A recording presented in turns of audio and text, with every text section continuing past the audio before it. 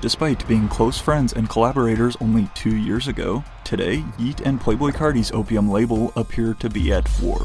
Compared to each other their entire careers, it feels like just yesterday though when we were watching Yeat, Ken Carson, and Destroy Lonely not only hit Icebox together. I want to show you the engineering real quick on the music? No, engineering the jewelry. Oh. Engineering to you is always music. Like, damn, they got a whole music department. Oh, they got a studio. But then, after going on to all perform on stage, even release music together. However, in addition to now multiple unfortunate instances of both Ken and Lone dissing Yeat, such as burner Twitter posts like this one, which are undeniable, producers from both sides have only escalated tensions significantly worse. And now, Yeat is finally firing back.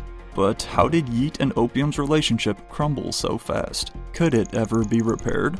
And where does label boss Playboi Carti stand in all of the drama?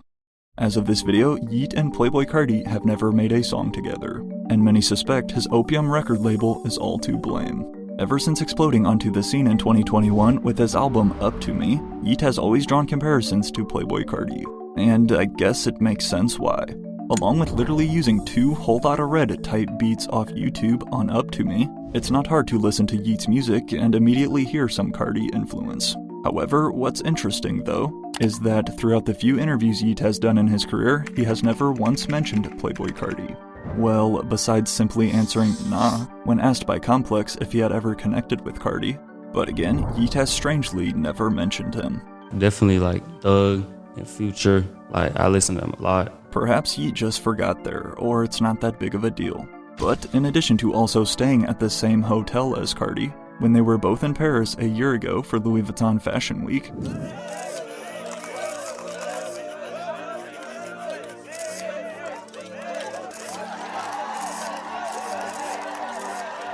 and then both filmed here once more in the same club together in Paris. After seeing this, many fans thought a long-awaited collab between Yeat and Playboi Carti could finally be on its way.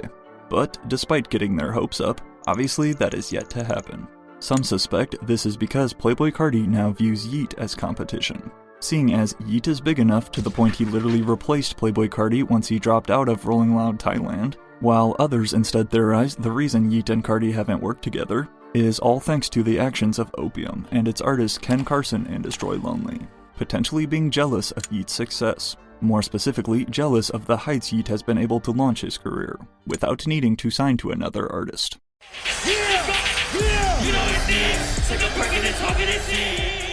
It's no secret that there is currently tension between Yeat and Opium. However, this hasn't always been the case. Prior to Ken Carson dissing Yeat on his burner Twitter account and then liking hate comments, and prior to Yeat pulling petty moves such as unliking Ken's Instagram posts, which we'll see more in a second, 4 years ago though, back in 2021, Yeat and Ken Carson were actually close friends. "Boy, why TD leaking all your stuff like that?" asked Ken Carson, as shared to his story in 2021. "Who TD?" texts back Yeat. "This," Ken responds trolling. 2021 was a breakthrough year for multiple rappers from the underground scene, but none bigger than the 2 names Ken Carson and Yeat. At one point close enough to crack jokes over text messages, within a 49-day stretch in 2021 came the release of both Ken and Yeat's debut albums. Project X was first in July, followed by Up To Me a few weeks later. But although Yeat was already more known at the time thanks to a couple of his songs gaining traction on TikTok, shout out to the legend Twisty P, "Hey, where the powder, man? I'm spinning on these perks like I'm a laundromat." Ever since the beginning though, not only due to their close proximity and age, but also sound and style, this has led to fans constantly comparing Ken Carson versus Yeat. And to make matters worse, back when Yeat first started blowing up, almost all his fans were begging him to join Ken Carson and sign to Playboi Carti. Known as Opium, founded in 2019, Carti's Atlanta-based record label currently consists of rappers Ken Carson and Destroy Lonely, plus the duo known as Homicide Gang, as well as Opium is also associated with a variety of poppin' producers, including Playboi Carti's go-to, Filthy, "Wake up, Filthy," as well as another Opium producer, Lil 88. Now, along with being the nephew of legendary beatmaker TM88, today Lil 88 honestly stands as the most hated member in the entire Carti community, to the point where fans have literally compared him to the angry German guy we shall not mention. But make sure you remember the name Lil 88, because as we're about to learn, Lil 88 has also played a massive role in this beef.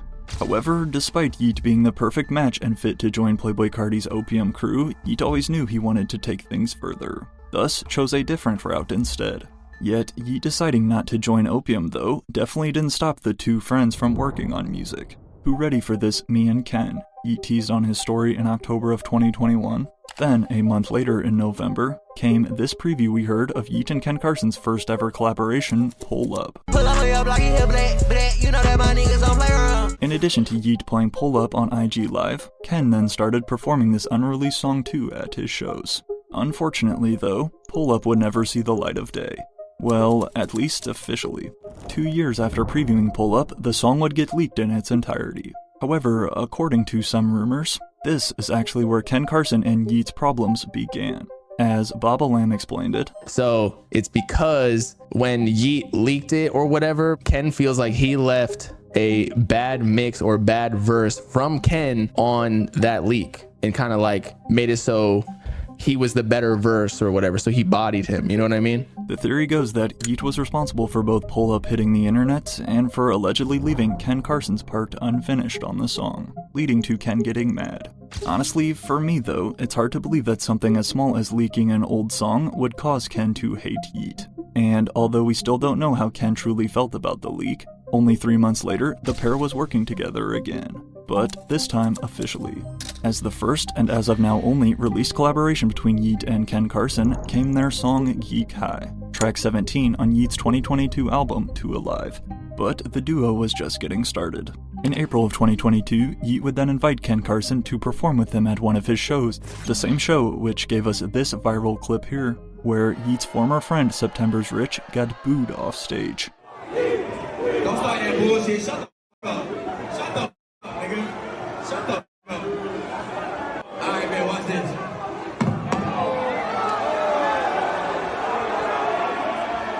September's Rich really went out sad. But in addition to another one of Yeat's former friends, Ken Carson, despite having not even released his No Stylist mixtape yet, fellow Opium rapper Destroy Lonely also pulled up too, and joined them on stage.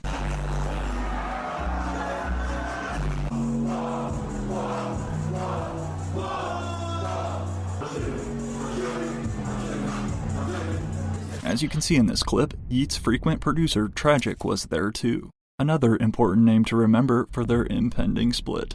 But back in 2022, things looked to be great between Yeat and Opium. As he is all the time, Playboi Carti was totally out of the picture, not even working with his own artists, let alone Yeat. But then, following their visit to Icebox as a trio, the rest of 2022 was smooth for Yeat, Ken, and Destroy Lonely, all dropping new projects, and climbing to new heights. Who's like the young turn?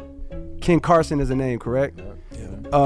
Yeat. Yet, as Yeat started to really take that next step though, in 2023, establishing himself in the industry, linking up with the biggest stars including Drake and Lil Uzi Vert, as one fan joked, he stole Uzi from Carti, so now all of Opium has beef with Yeat. However, with Yeat taking a clear lead in mainstream popularity, fans wondered how Ken Carson and Destroy Lonely felt.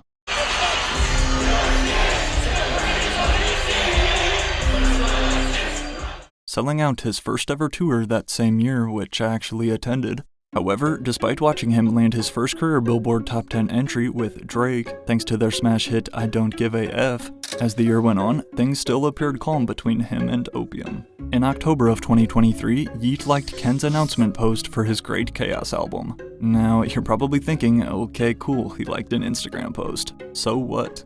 Well, exactly 1 year later, fans noticed that Yeat had gone back and unliked this post by Ken. In my opinion, an extremely petty move. A move that, also combined with multiple recent sneak disses from Ken and Lone themselves, has left no doubt there is beef between Yeat and Opium. And, as it turns out, something crazy went down in 2023 which sparked it all. Box Boys present Boxfest, New York City, November 11th, reads this flyer for the concert. What was intended to be a lit underground show, thanks to its two headliners Homicide Gang and Summers, this show went viral all over the internet. But not for good reason.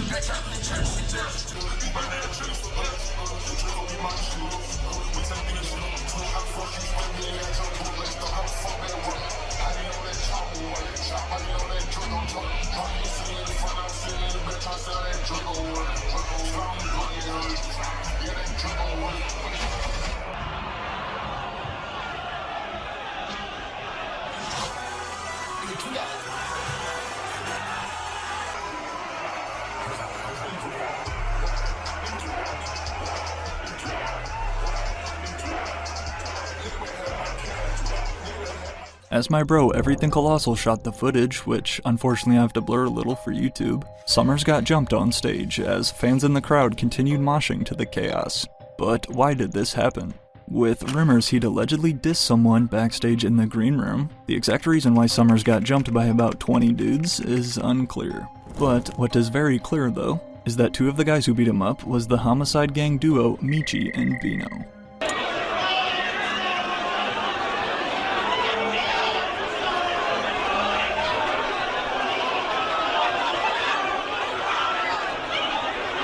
As I mentioned earlier, Homicide Gang is signed to Opium, alongside Ken Carson and Destroy Lonely. And, as it relates here, underground rapper Summers is Yeat's longtime bro, and the pair go way back. Not only was Summers featured on Yeat's newest album, Lifestyle, as easily the least known of the 4 features on the album, but as we also then saw, Yeat would later joke about Homicide Gang himself on Instagram, posting the caption, "I style, you style, we style," playing off Homicide Gang's album, which was titled I5, U5, We5, as Summers himself would then comment under the post laughing. But back when he was going 1v30 on stage though, Summers was definitely not laughing. Weak-ass rap dudes, reads this story from one of Homicide Gang's associates following the incident, showing us that they also snatched Summers' jewelry in the process. Lil Reno get it on without his partners and security. Summers captioned this selfie shortly after, displaying his minimal bruises from the show. Hashtag, took 20 of y'all to get that jewelry, how y'all not get it all? I'm beating the out one of you niggas, then 20, 30 y'all niggas gonna jump on it, nigga, I'm a soldier. Y'all, how the I ain't got a nigga eye closed and nothing, man, it's 30 y'all niggas, what the y'all doing? Y'all niggas hit like hoes, man. And you could keep the pussy ass watching Chain, nigga, it took 30 you niggas get that shit off me. As his close homie, Yeat could not have been happy watching Summers get jumped like that by Homicide Gang.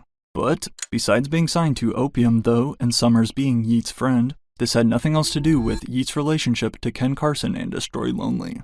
However, what happened next definitely did. Stop comparing my partners to this Eminem with autotune and reverb, reads this since-deleted tweet dissing Yeat from producer Lil88 in April of last year, then followed by this screenshot of lyrics from Ken Carson's song Me and My Cup, which Lil88 helped produce. I don't F with these dudes like they got a disease.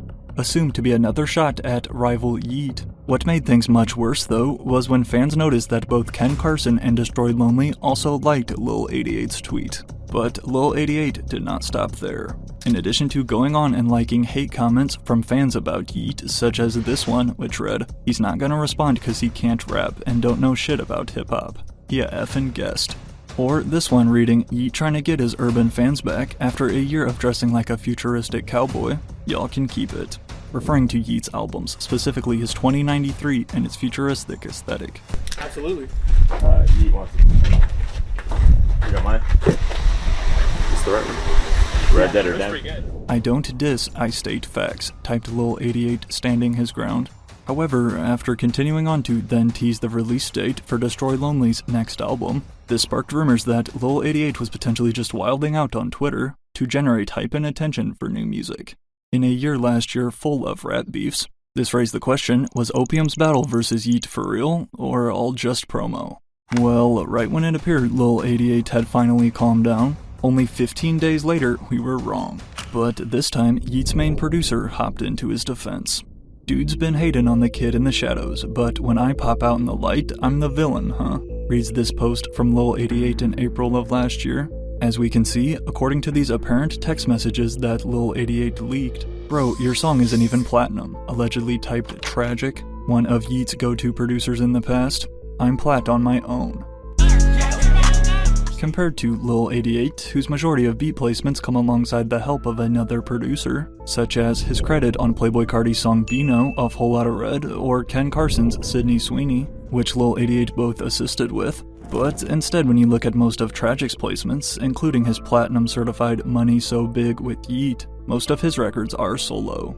But along with Lil88 also retweeting this hating post, which reads, "I don't see Yeat selling out shows left and right. Yeat could never make anything that would come close to touching the greatness of Ken's albums."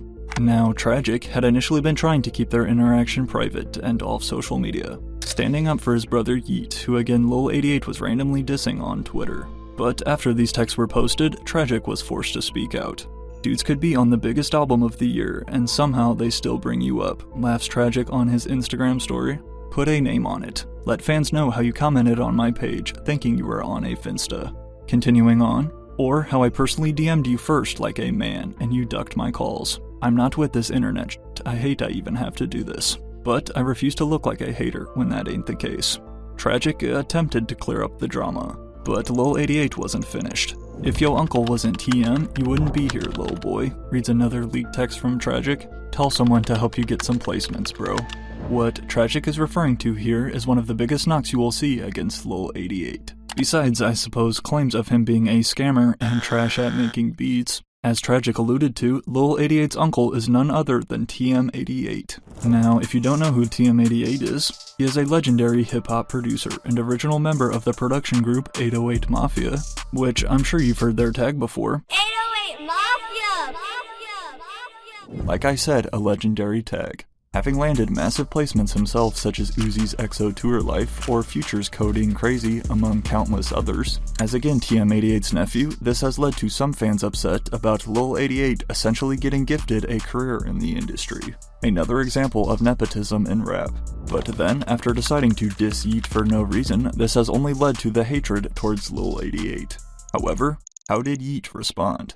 One day after all of this social media drama took place, Yeat would preview a new snippet on his Instagram, now titled Fly Troop, which landed on his latest album, along with a since deleted Instagram caption that read, "Embarrassing comparison." Also came these lyrics on the hook.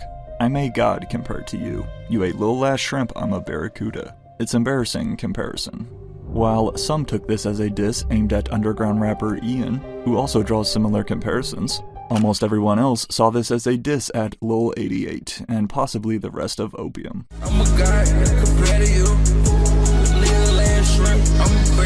However, these lyrics are pretty vague, and despite having now watched their producers go at it rather than their friends like Summers and Homicide Gang, this still was not anything direct from Ken Carson or Destroy Lonely. Well, aside from simply liking Lil88's tweet of Ken lyrics.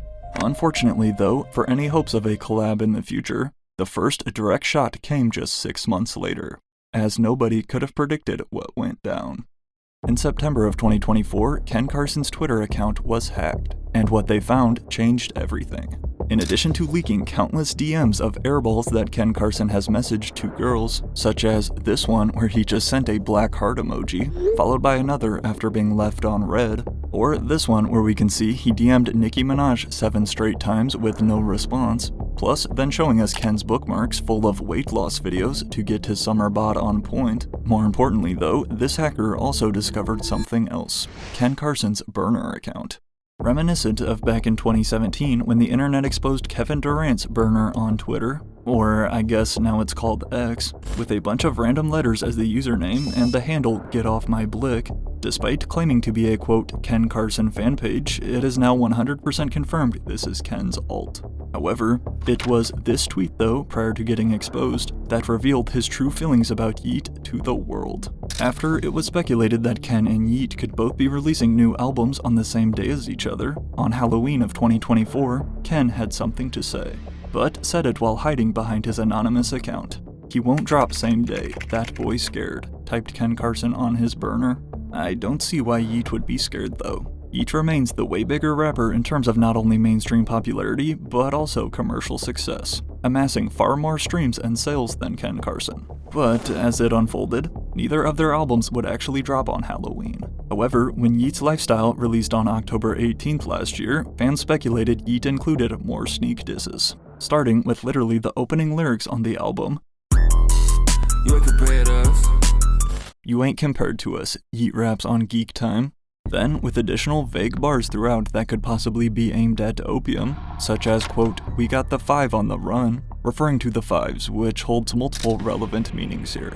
Besides, first and foremost, tying to the 5 Point Street Gang and Bloods with the People Nation, with their symbol, the 5-pointed star. If you can remember, not only did the Opium duo Homicide Gang name their album I5U5We5, but we have also heard Playboi Carti rap about hanging with the fives on multiple occasions, including on Stop Breathing, as well as his latest single, All Red.